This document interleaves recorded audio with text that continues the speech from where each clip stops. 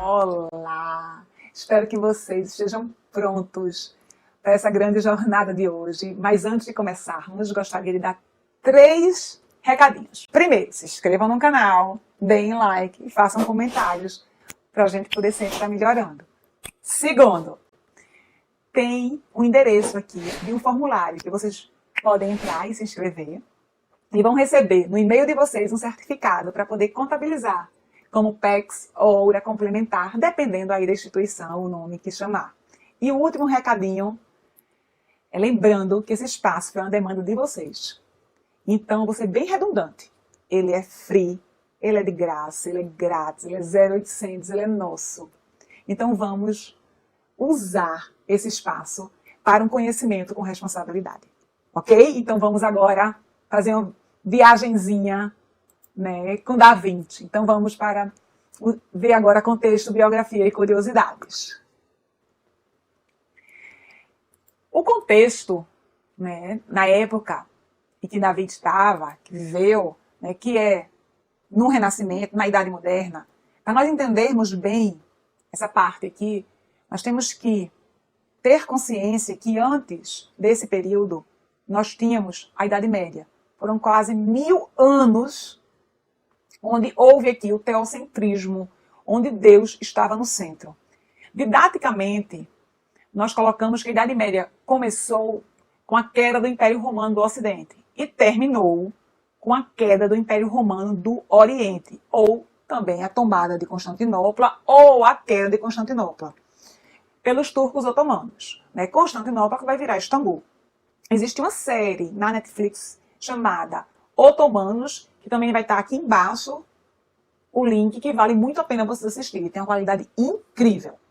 Antes desse período aqui de quase 1000 anos, onde Deus estava no centro, onde o homem não podia usar a filosofia, pensar, onde a igreja estava muito presente na vida de cada ser humano, né, o sistema feudal, todo mundo fechado em feudos, nós tínhamos as civilizações antigas. E dentro das civilizações antigas, nós vamos ter a Antiguidade Clássica, que é justamente Grécia Antiga e Roma Antiga, que nós chamamos a civilização greco-romana. E por que isso é importante? Porque aqui o homem estava no centro. Eu tinha a necessidade de desenvolvimento pessoal. E é o que vai acontecer exatamente aqui no Renascimento. E quando usamos esse nome renascimento, é porque está renascendo. E renascendo o quê? Quem?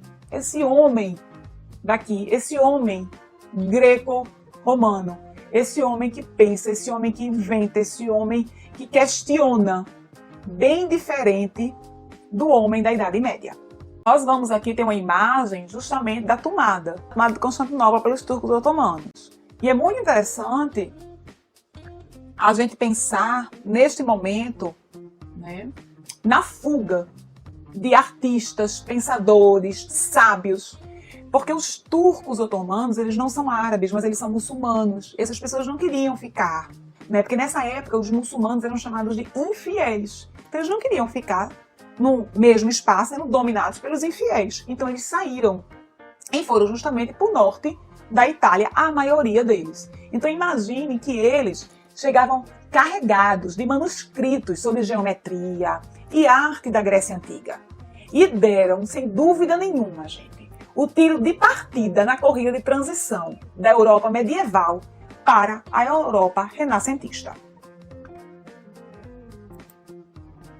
Outro ponto também muito importante são as rotas comerciais.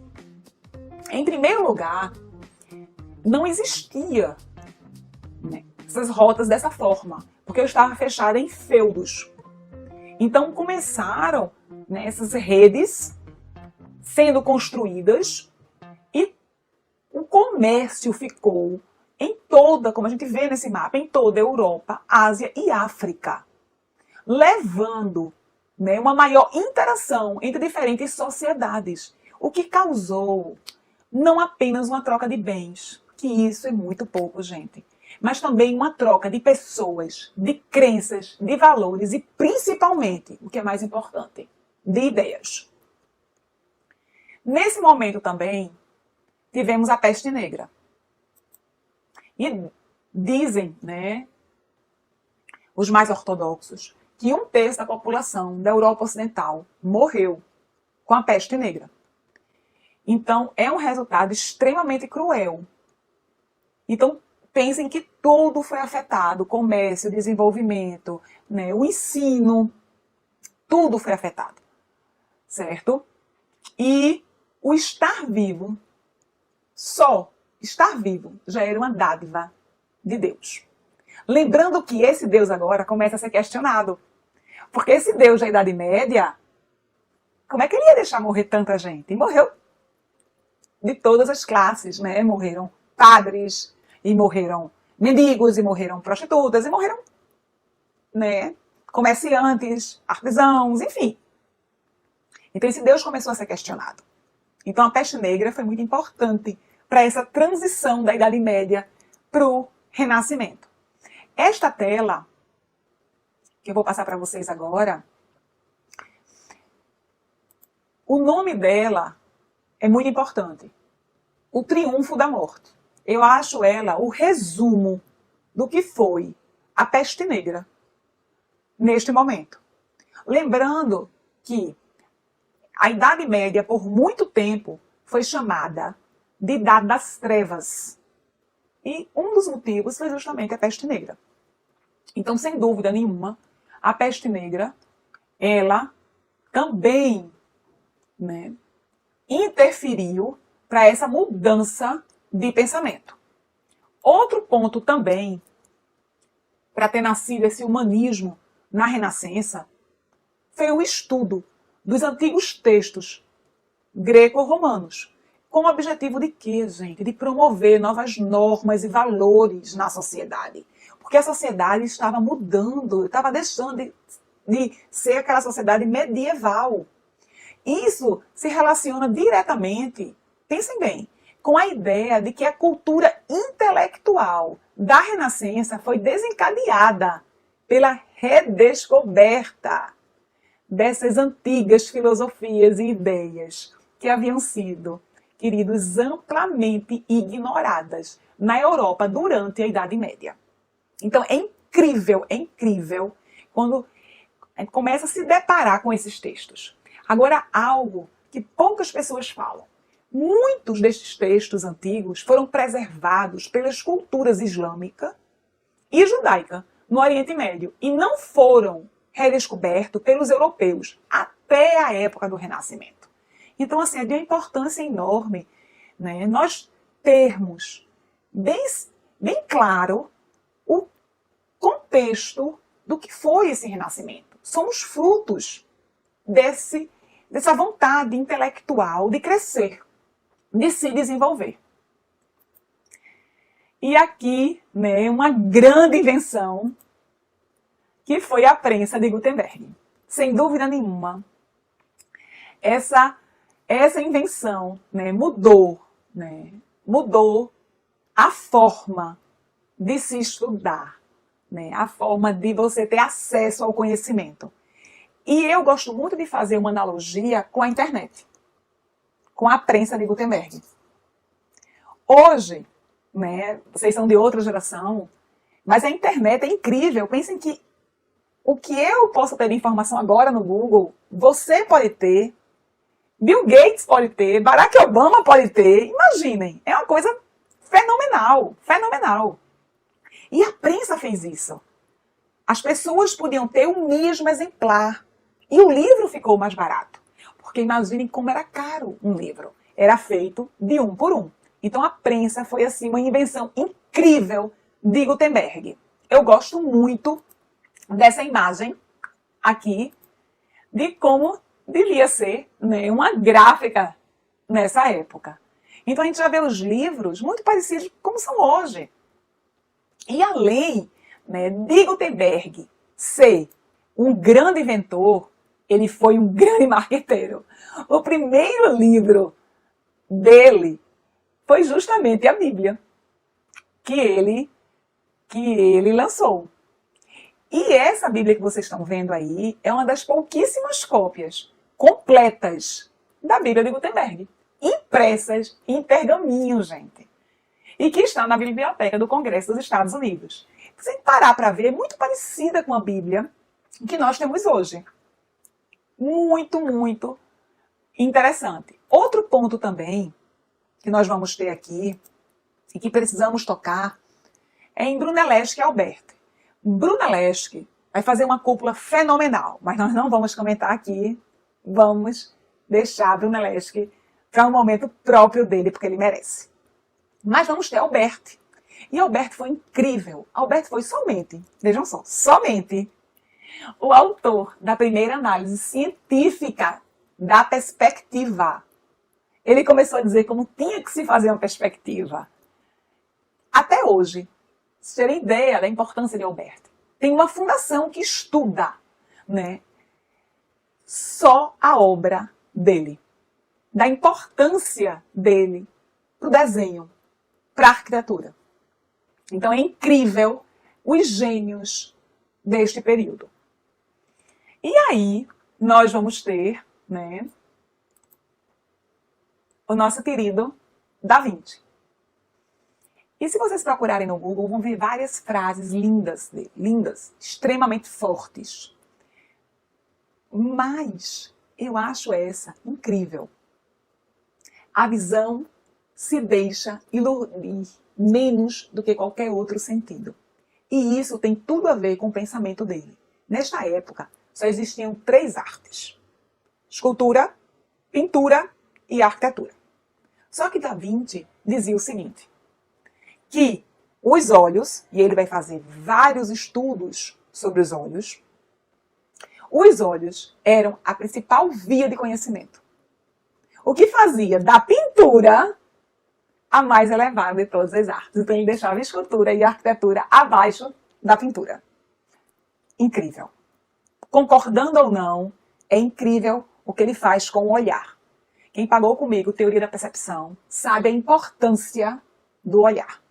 Então, para ter o deleite visual, nós precisamos sim treinar o nosso olhar. E era isso que ele estava dizendo.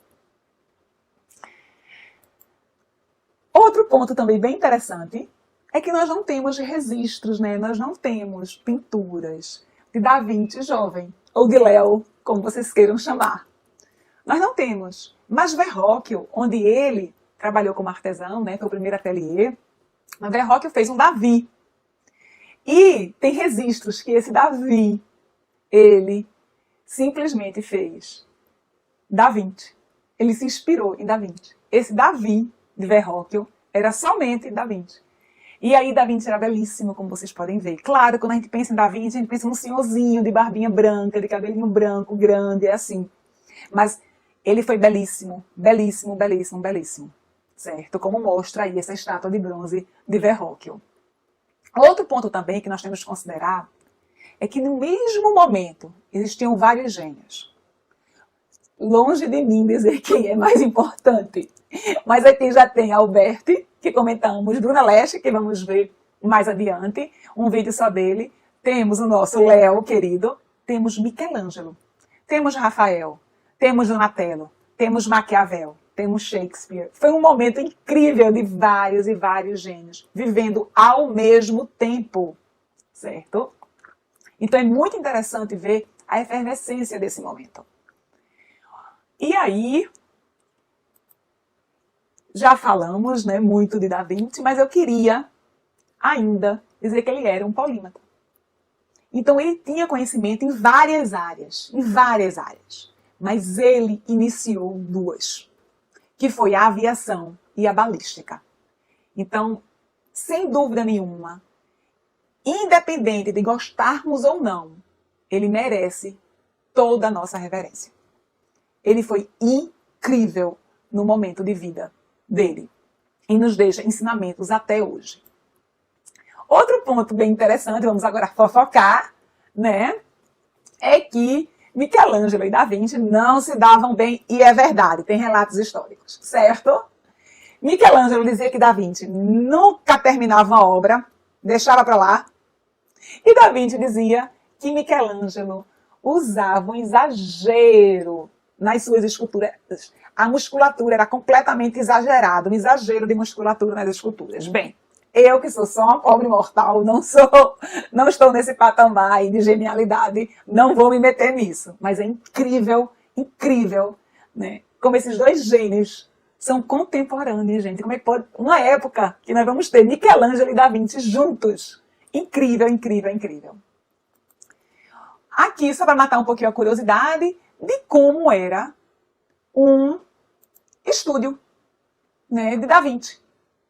Então era assim, ele nunca se pintava uma obra só, ele estava sempre com uma, duas obras, não estava sozinho, certo? Trabalhava com outras pessoas, né? Ele começou assim e vai continuar assim, era assim a época, né? E é tudo muito espartano, tudo muito tranquilo, né? Realmente só para a gente matar a curiosidade da gente. Aqui é uma das frases, né? Já falei uma, se vocês que tem outra. Não é nenhuma frase, é um pensamento belíssimo dele, que ele diz que princípios, né, para desenvolver uma mente completa. Quais são esses princípios? E eu acho que o desenvolvimento de uma mente completa é o que todos nós perseguimos a vida inteira. Então estude a ciência da arte. Depois, estude a arte da ciência. Desenvolva seus sentidos. Depois, aprenda a ver. A ver, gente. A gente já falou do olhar, da importância do olhar para ele. E perceba que tudo se conecta com todo o resto. É muito interessante esse momento, porque esse momento aqui é Platão. Esse momento aqui é Grécia Antiga. Esse momento aqui é filosofia. Lembrando que ele era um filho bastardo, que ele não pôde aprender latim nem grego. Ele não pôde aprender convencionalmente. Então é incrível ele chegar a ter um pensamento desse. E aí, vamos agora a mais curiosidades, porque, afinal de contas, esse é o tema desse bloco da gente. Aqui é um manuscrito de Da Vinci, original, claro, que foi arrematado somente por 40 milhões de dólares na década de 90 por Bill Gates, né, o dono aí da Microsoft. Imaginem, não é não. Vejam como Da Vinci, né, desperta respeito, né, curiosidade. E esse manuscrito dele, que deve ter sido escrito entre 1506 e 1510, fala, né, da difusão de luz e reflexões sobre o porquê a Lua é luminosa e um estudo sobre a hidrodinâmica. Então imaginem que ele tinha tempo para tudo isso. Aqui é outra curiosidade, né? Da Vinci era um tocador de lira. É coisa linda, né? Nós vamos ver uma das obras famosas dele, a Santa Ceia, né? Que isso vai ser bem importante para a gente, saber que ele tocava lira. Outro ponto importante também, né? Toda a vida de Da Vinci é cheia de mistérios, é que ele escrevia de trás, né? Da direita para a esquerda, e diziam, né, ele era canhoto, e diziam que isso era para ele não borrar. Isso era, olha, sabedoria. Não era porque ele era canhoto, mas enfim, a verdade nós não sabemos. Mas uma coisa é certa, ele deixava em toda a obra dele uma impressão digital. Tá? Essa obra fui eu que fiz. Genial, genial, genial. E aí chegamos, né, a 1519, que é justamente quando ele falece. E nem, né, no falecimento dele, ele deixa de ser inusitado. E ele registrou né, em seu testamento um desejo, né, determinando que 60 mendigos acompanhassem seu caixão entre os familiares, amigos e nobres que lá estariam. E aí tem duas versões para esse pedido tão inusitado, né, dele. Uns dizem que talvez ele quisesse ironizar ou agredir a nobreza, que embora tenha financiado ele, mas sempre quis controlar um pouco, claro, né, a genialidade da arte dele. Outros já dizem que era um ressentimento com os ricos, já que ele foi um filho bastardo, né, e ele custou muito a ele ser acolhido pela alta sociedade. E essa tela é belíssima, é de François, de 1781. E dizem, né, também, a última frase que Da Vinci falou foi a seguinte: ofendi a Deus e a humanidade, fazendo muito pouco de minha vida. Acho que essa frase fica para a reflexão de todos nós.